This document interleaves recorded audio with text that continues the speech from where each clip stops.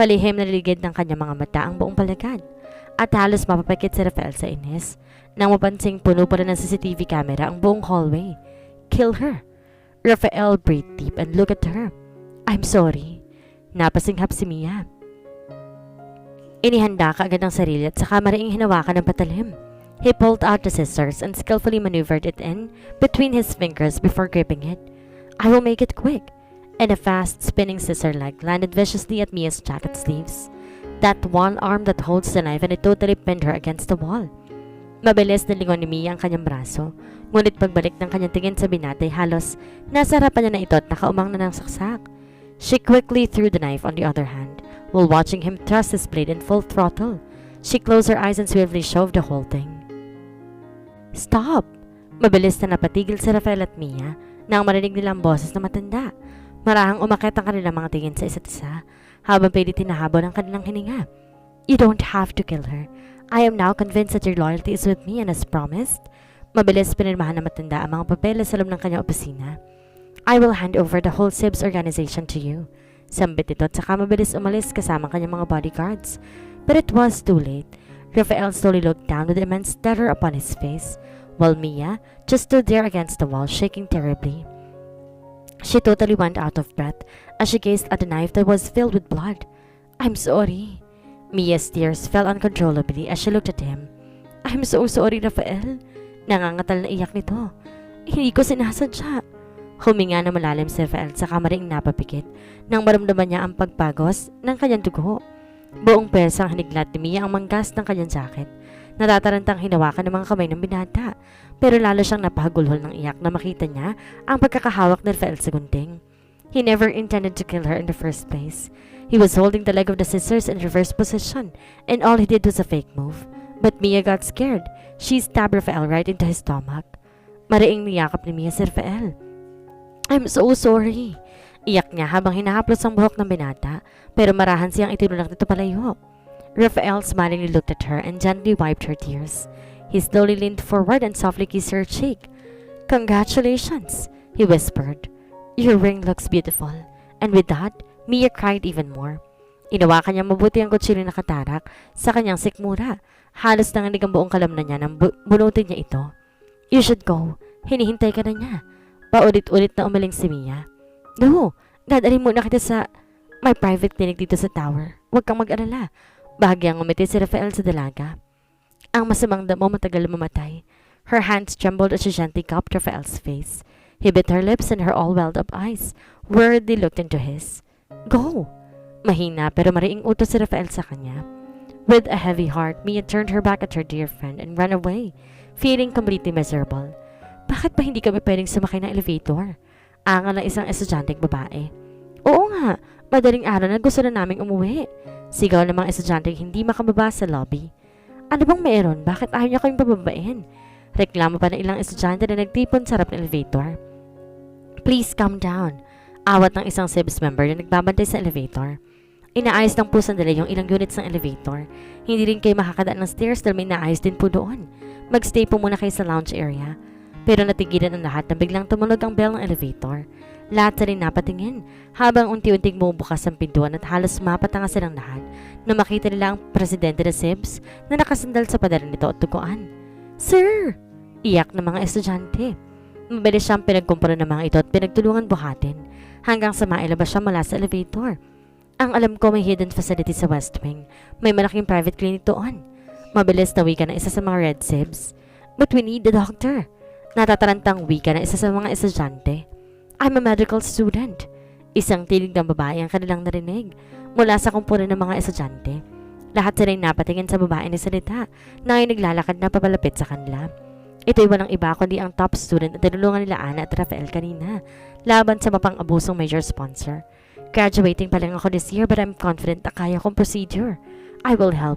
Nursing student naman ako. Sigaw pa ng isa. Tutulong din ako. Anesthesiologist ako. Wika ng isang alumni. Ako rin. But we don't need your confidence. We need your license. Mariing pagduto ng isa sa mga official ng tower. Sir, top student po siya ng AIC at nagmamasa na sa Harvard next year. For sure, kaya po niyang procedure. Sabat ng isa pang estudyante. Even if she is a top student, we will not allow her to perform a major procedure. She's not a licensed doctor. Buhay ang nakataya dito. Baka lalong mapurnada ang license at pagpunta mo sa Harvard kapag nagkamali ka.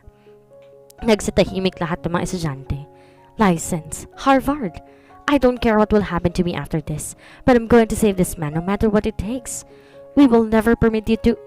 Pero isang malakas sa suntok ang tuloy nagpatahimik sa madaldal na opisyal. Mabilis ibinaba ng dalaga ang wrong rifle na dala at buong pag-aalala, nilapitan si Rafael na kasalukuyang bitbit ang isa sa mga estudyante. Dalhin niyo siya sa West Wing, ngayon na. Maraing utos ni Arajin sa mga bata, saka hinarap ang dalagang sinasabing top student. What is your name? Carla Cruix. Do your best or I'll put a bullet in your head. Turn left. Escape window is 3 meters away from the fire exit.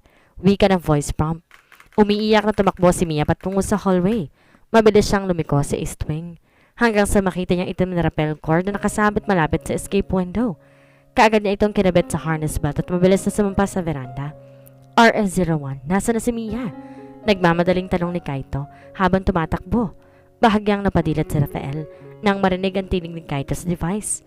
Dumiretso na siya sa escape windows sa East Wing. Hinang-hinang sambit ni Rafael habang pasan-pasan ng isang estudyante at mabilis itinatakbo patungo ng West Wing. Kapit lang sir, kaming bahala sa iyo. Bulong ng estudyante. Parang binuhusan ng malamig tubig si Kaito sa narinig. Hindi pa nakakapeso sa Shadow Fox doon. Binitiwan ni Kaito lahat ng mga dalang gamit. Buong pagmamadaling tumakbo patungo sa upper floor. Utang na loob Mia, wag ka munang tatalon. Kinakabahang bulong niya sa sarili. Kulang na lang hindi na siya huminga. Pero mabilis siyang napatigil at gumuhit na matinding takot sa kanyang mukha. Nang matanaw niya sa hindi kalayuan, ang isang lalaking duguan, nakatayo malapit sa rappel cord at may hawak na patalim. Mia! Mabilis napatingala si Mia habang nasa ere na makarinig siya ng isang malakas na sigaw. Kaito? Pero halos namilog ang kanyang mga mata nang bigla siyang bumulusok pababa kasabay ng pigtas ng dulo ng rappel cord. Oh shit! A sharp grin quickly crossed Knight's face, but his celebration was quickly interrupted when he saw a fast-moving soldier in black army uniform run down through the glass window and dived in full speed. Mia! Mabilis na napatingala si Mia habang nakabitin si Ere na makarinig siya ng isang malakas na sigaw na isang lalaki. Kaito? Pero halos namilog ang kanyang mga mata. Halos manlamig ang buong katawan niya habang pinagmamasa ng pigtas sa dulo ng rappel cord na kasabay niyang bumubulusok pababa. Oh shit! I'm gonna die! 5 minutes ago, mabilis inilabas ng mga bodyguards ng founder mula sa silid si Damian habang pinauulan ng bala ni Kaito ang buong hotel suite. Connect me to Arajin. Utos ng matanda. Napaigtad ang dalaga na marinig ang tinig ito. Kaagad niyang binitawan ang rifle na hawak at digli ang ginanap ang hikaw niyang listening device. Sir, I will put you in charge of this. Blackhawk, mariing utos nito. Napangiting bigla ang dalaga, saka mabilis na iginasa ang long rifle. Bago magising, sinipat ang lente nito. And kill all men in black army uniform. I want all Raven Seals dead. She immediately swung her rifle and looked fiercely at its optic lens. Hunting me, baby. Kitchen area. Napauro ng todo at di makaporma si Knight, habang sunod-sunod siyang binabay na malalakas sa sipa ni Ana. Napalabas na Rizal sa function room at kaagad namang tumakbo ang lalaki patungo sa hallway. He quickly pulled out 3 knives and viciously hurled it in breakneck speed while running. But Anna savagely swung her legs in full force and finally kicked each knife straight into the glass window, shattering the glass panels completely. Hindi ka uubra sa akin. Malutong na mura ni Anna. Nakataas ang paa nito sa ere. Sa kamaangas si Tanabek and DC shoes niya nakaparehong-kapareho ng kay Mia. Hindi niya tuloy mapigilang ngumiti. Pakiramdam niya magkamukha na sila ni Mia. But Knight just flashed a nasty smirk, raised his knife and signaled her to come close. Anna chuckled. She rushed towards him and quickly leaped up for a hard spinning kick, while Knight is waiting for her attack, but a series of suppressed gunshots rounded up the entire hallway. Anna fell hard into the ground, panting heavily while holding her wounded shoulder. Nagtagis ang kanyang panga. Habang pinagmamasan si Knight na mabilis na nakaiwas sa mga bala at walang kahirap-hirap na nakatakas, samantalang siya'y nakandusay sa lapag at tuguan. Lintik! Sigaw ni Arajin habang hinahanap kung saan nagtungo si Knight. Masyado talagang madulas itong taong to, nakakainis. Gumapang si Anna sa sahig pero laking gulat na lang niya nang biglang may humatak sa kanya. Napatingin siya sa itim na army suit nito habang hinahawakan ng binata bago siya isinandal sa pader. Okay ka lang ba? Hindi tuloy mapigilang mapangiti ni Anna na makita niya si Joshua. Mukha ba akong okay? Mabilis nagsipagbabaan ang ilang grupo ng Black Hawk. Pagkalapag ng helicopter sa helipad tower. Kill Knight and all men in black army uniform. I repeat, all men in black army uniform. Kaagad binitawan ni Arajin ang two-way radio, muling hinawakan ng rifle. Kailangan ko nang pumunta mismo sa tower. Mahirapan akong hanapin ang gagawin yun. Bulong niya sa kanyang sarili, habang ginagalang kanyang paningin para hanapin si Knight. Ngunit bigla siyang napatigil na makita niya si Rafael. Hawak ang dugo ang sikmura matapos saksakin ni Mia. Blood rushed through her head. Her hands trembled as Arajin tightly gripped her rifle and aimed at Mia's head. I will kill you, bitch. I am so sorry, Rafael. Nangangatal na iyak ni Mia. Hindi ko sinasadya. Huminga na malalim si Rafael at maring napapikit. Nang maramdaman niya ang pag-agos ng kanyang dugo, mahigpit siyang niyakap ng dalaga. I am so sorry. Pagtangis ito habang malamyos na hinahaplos ang mukha ng binata. Halos mapapikit si Rafael nang maramdaman na mainit na yakap ng dalaga. Yayakapan niya sana ito pero mabilis siyang naalarma nang nahagip ng kanyang paringin si Arajin mula sa bintana.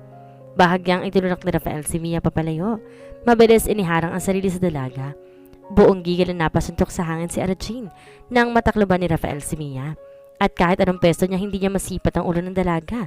Sinaksakan na nga, pinoprotektahan mo pa? Rafael looked at her and gently wiped her tears. He leaned forward and softly kissed her cheek. Congratulations, he whispered. Your ring looks beautiful, and with that, Mia cried even more. You should go. Inihintay ka na niya. Oh no, you are not going anywhere. Arajin took aim at her while she ran through the hallway. Let her pass. Arajin froze as soon as she heard that familiar cold voice through her listening device. Mabilis siya napatingin sa kaway ni Rafael. Nakita niya nakatayin to direkta sa kanya mula sa bintana. Let her pass. Do it for me and be a good sister. Be a good sister? Asar na napabuntong hininga ang dalaga.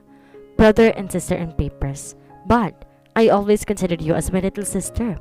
Arajin felt a sharp pain in her heart upon hearing those words. Words that she loves to hate for the longest time. But I never considered you as my brother. I considered you more than that. Mabilis iniwasan ni Sian ang patalim ni Nix, pero matulin tong inahagi sa kabila ang kutsilong hawak. Mariing nagtagis ang bagang ni Sian nang maramdaman niya ang marahas na pagbaon nito sa kanyang balikat.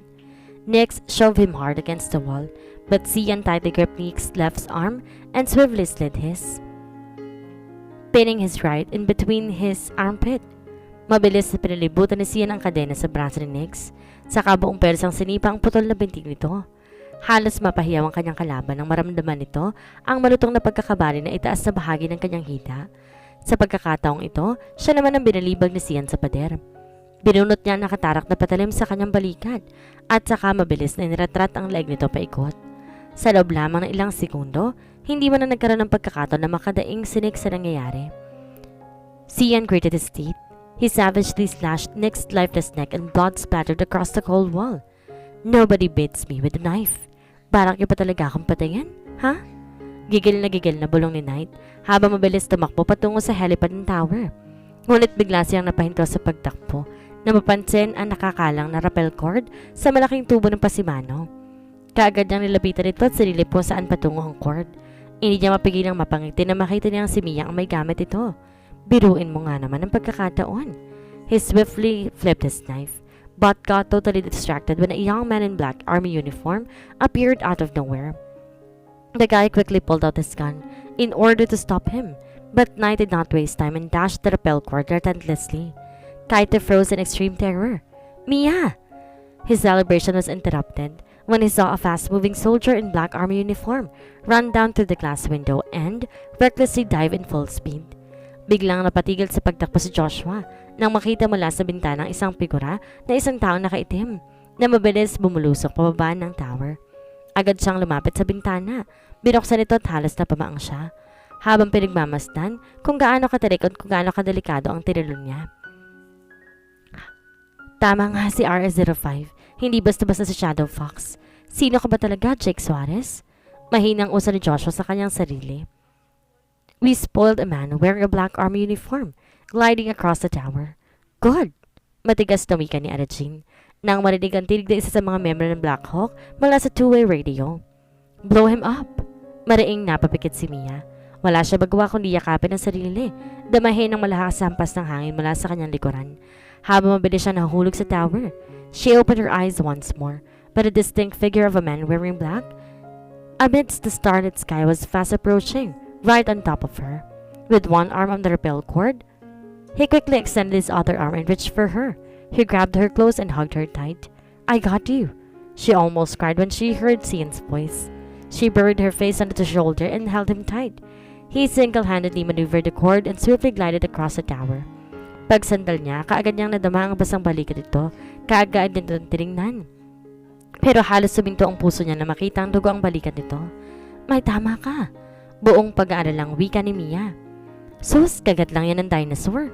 Natatawang biro ni Cian, pero hindi niya magawang matawa sa joke nito dahil ramdam niya ang panlalamig ng kamay niya at pagkislot ng katawan ng binata. Tuwing madidiinan niya ang mga sugat ito sa dibdib. "Kumapit kang mabuti." Marahas na pinihit ni Cian ang pagkakahawak sa cord. Eto na nga, mabilis na silang tatama sa malapad na glass panel, ilang palapag mula sa penthouse. Mahigpit niyang niyakap si Mia. Sabay inikot ang katawan para mapunta sa kabilang direksyon ng dalaga, nang sa ganoy siya ang maunang tatama sa salamin. Marahas na nagtalsikan ng mga tipak ng salamin, matapos tumama ang katawan ni Cian. Agad niyang iniikot ang katawan at inihagis si Mia sa loob, pero kumalang ang rappel cord niya sa naiwang tipak ng salamin sa ibabaw ng bintana, dahilan para mamalis siya ng tapak sa pinto, at marahas na napasandal sa gilid nito. Mabilis tumayo si Mia at lumakad papalapit kay Cian. "Mauna ka na sa parking, bilis." "Sigurado ka?" Pero isang malaking ngiti ang isinukli sa kanya ni Cian. Alam ni Mia na wala silang oras na dapat sayangin, pero diskumpiyado siyang iwanan ng kasintahan. "Start mo na yung kotse, susunod ako." "Sigurado ka?" Tumangutango sa kanya ang binata. "Start mo. Sige, bilisan mo ha." Tumalikod si Mia at tumakbo tungo sa fire exit. Buong lakas niyang inangat ang sarili mula sa pagkakasaksak ng kanyang likuran sa isang tipak ng salamin sa gilid ng bintana. Halos habulin niyang kanyang hiningat ng atog ang tuhod niya nang maramdaman ng pag-agos ng dugo. Sobrang lalim. Tumagos ito sa bulletproof vest sa kanyang suot. He gritted his teeth and bit his lips, trying not to make a sound until Mia was gone. He doesn't want her to see him in a bad state. She doesn't need to worry, for his sole mission is to protect Mia. Mission accomplished. Pero hindi niya napigilan ang pagsuka niya ng dugo. Biglang napatigil si Mia sa pagtakbo. Mabilis na lingon ng binata. Halos ang lamig ang buong katawan niya na makita niya sa Cian na dumadahak ng dugo. "Cian!" Inilahad ni Cian ang kanyang dugo ang palad. Pilit sinenyasan si Mia na huwag lalapit. Nangihina ang mga tuhod niya at hindi niya maiwasang mapaurong. Pero alanganin siya napaapak sa dulo ng bintana at nahulog mula rito. Mia quickly dived on the floor and hurriedly grabbed his hand. She gripped it tightly and tried her best to pull him up, but Cian's weight is just beyond her strength and the blood in his hands made it even more difficult. "Cian, huwag kang bibitaw." Bakas ang matinding takot at makaawa sa boses ni Mia. Pero kahit gaano kahigpit ang hawak niya sa kamay ng binata, unti-unti pa rin dumudulas ang madugong palad nito. Fear was never in Cian's dictionary, but the thought of losing Mia always scares him to death. "I really wanted to marry you so bad." His voice was terribly shaking, yet trying to be strong, but his blooded hands just won't cooperate. No, please no." Mia cryingly pleaded. She bit her lips so hard, it almost bled. Her warm tears streamed down uncontrollably as she gripped Cian's hand tighter and tighter, but it just kept on steeping. Cian sincerely gazed up on her. He wanted to see her face once more, for one last time, and with that, Cian gave Mia a heartbreaking smile. "I love you, Mia." Mia felt the tip of his hand slipped. Her world stopped. Even the beating of her heart halted. She almost went out of breath and totally froze at the moment. The most terrifying moment of her life. When she slowly watched the man she loved fell hard. "Cian!" She screamed, her heart on her throat in deep pain. Totally lost in space, Mia burst into tears as she looked at Cian, lying flat, unconscious, near the pool area, 3 floors away from her. But a strong hand quickly pulled her away from the area. He forcefully lifted and carried her on his shoulders and ran as fast as he can. Hindi na malaman pa ni Mia kung ano nangyayari. Lutang na lutang ang utak niya para nguyain ang mga pangyayari. Magang-maga na rin ang kanyang mga mata para pagmasa ng lalaking bumuhat sa kanya. Bago patuloy ang sumabog ang buong area, nagdilim ang paningin niya. At dito na po nagtatapos ang kabanata ng ating kwento. Sana'y muli niyo po akong samahan sa mga susunod pang kabanata. Maraming salamat po. Ingat po tayong lahat.